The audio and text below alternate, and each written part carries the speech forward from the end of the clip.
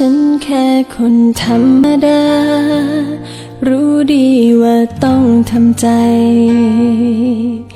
ดอกฟ้าที่เคยกอดไว้ถึงคราวต้องเอ่ยคำลาไม่มีอีกแล้ววันคืนเกินจะฝืนความจริงเกินจะไขว่คว้า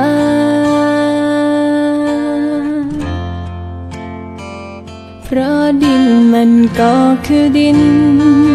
แม้ใจจะหวังไปไกลจะยื้อให้ตายแค่ไหนสายลมก็คงไม่ห่วงไปดีเธอนะ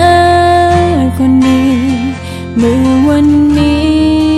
เธอเจอคนที่คู่ควรดอกฟ้าแค่โน้มลงดินสุดท้ายก็โบยบิน